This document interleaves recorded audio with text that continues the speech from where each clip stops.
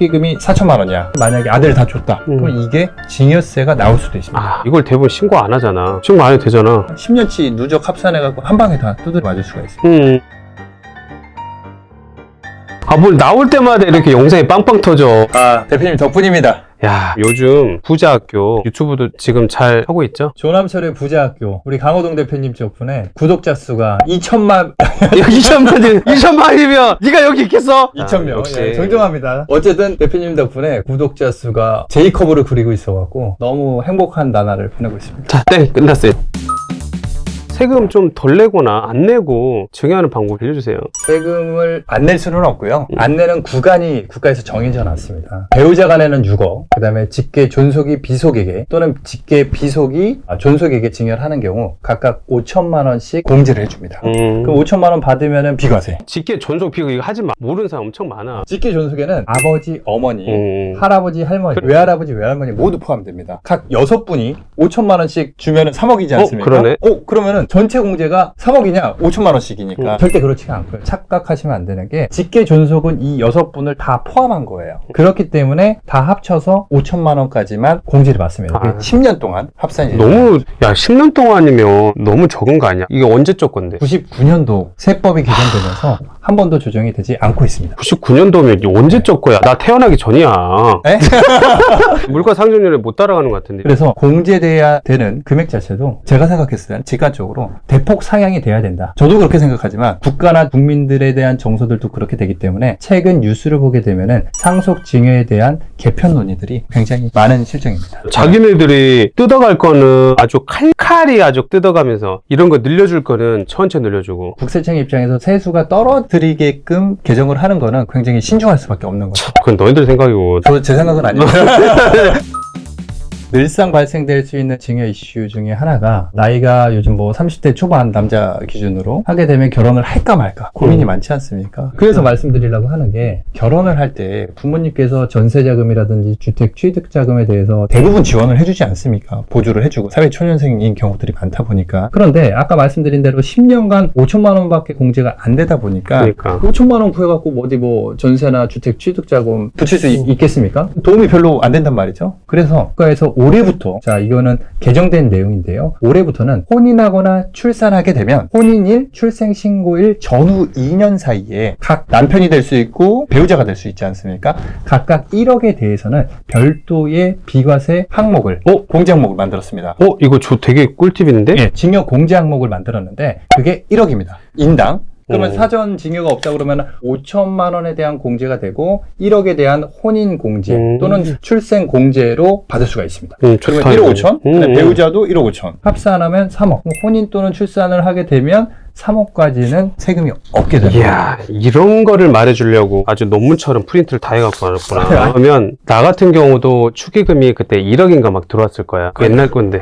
아무튼 벌써 오래된 일이라. 그럼 그 축의금 그런 거 증여 대상 되는 거야, 그것도? 왜냐면은 부모님 손님이 상대적으로 많은 경우들이 있지 않습니까? 그 축의금으로 봐도 절대적으로 부모님의 손님들의 축의금이 많을 수밖에 없죠. 전체 축의금이 예를 들어 5천만 원이 들어왔는데 신랑 측 축의금이 자기 손님들 축의금이 1천만 원이야. 근데 아버지 쪽 손님의 축의금이 4천만 원이야. 결혼 비용을 예를 들어 2천만 원을 빼고 3천만 원이 남았어요. 그 3천만 원을 만약에 아들 다 줬다. 그럼 이게 증여세가 나올 수도 있습니다. 아하. 왜? 아버지 손님이면 아버지 돈이라고 볼 수 있는 거죠. 아버지 돈을 그냥 준 거죠. 2, 3천이라고 하게 되면은 적출 가능성이 조금 떨어질 수가 있긴 하겠지만 자산가라든지 사업을 크게 하셨다는 분 같은 경우 축의금이 억 단위로 넘을 수도 있지 않습니까? 그 억 단위를 현금을 자녀에게 준다? 그거는 증여세 과세 대상이다 라고 볼 수가 있습니다. 이걸 대부분 신고 안 하잖아. 대부분 신고 안 하죠. 신고 안 해도 되잖아. 이거는 신고를 안 한다 하더라도 적발될 가능성은 적다고 저는 판단을 합니다. 하지만 이게 문제없다는 건 아니에요. 그 개념이 완전 다릅니다. 적발될 가능성이 적고 추징이 돼서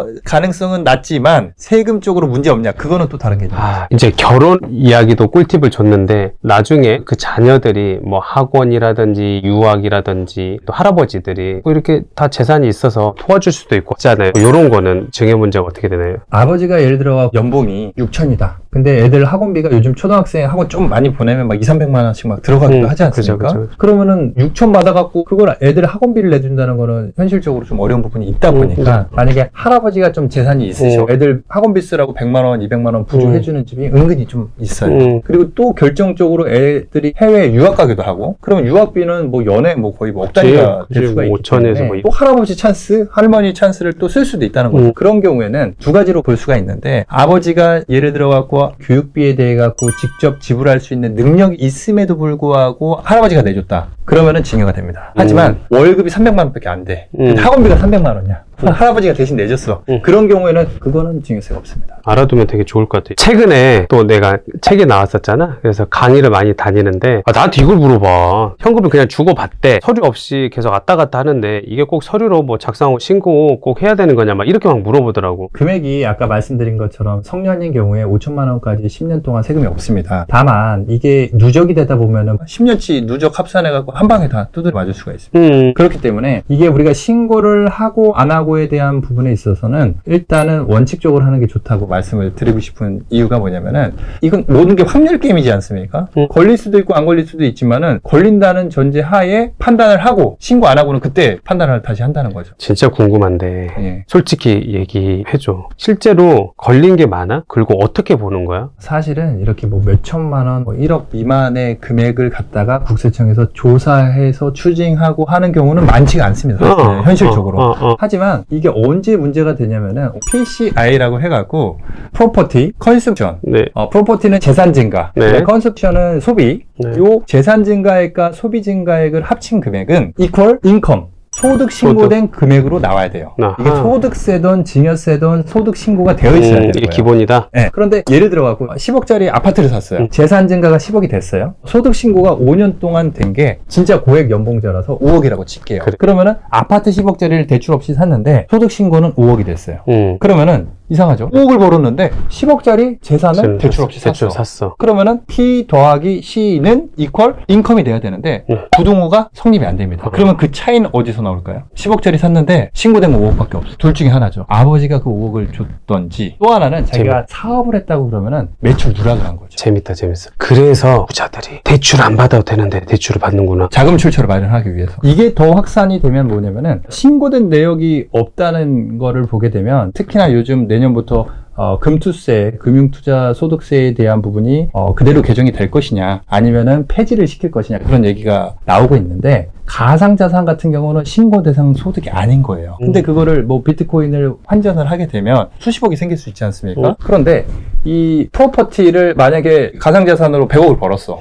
근데 부동산을 50억짜리 사도 두려운 거예요. 왜? 국세청의 그 시스템상 PCI 시스템을 통해갖고 소득 신고된 게 하나도 없었는데 너는 재산이 어떻게 50억, 10억 어떻게 늘어났어? 그러네. 라고 파고 부는 거죠.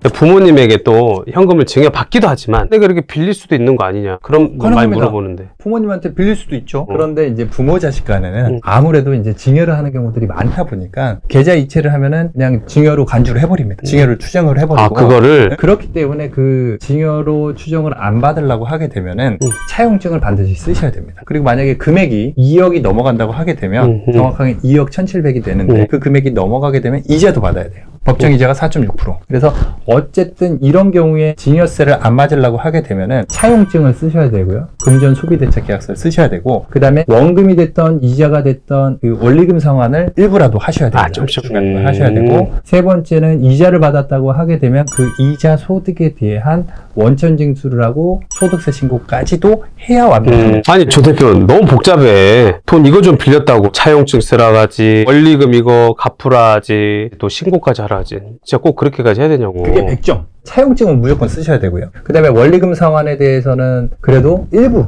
이자라도, 원금을 못 갚는다 하더라도 중간중간 이자라도 갚을 수 있게끔 계약서를 쓰고 그대로 실행을 하셔야 됩니다. 그리고 가능하다고 그러면은 공증을 받는 게 좋고요.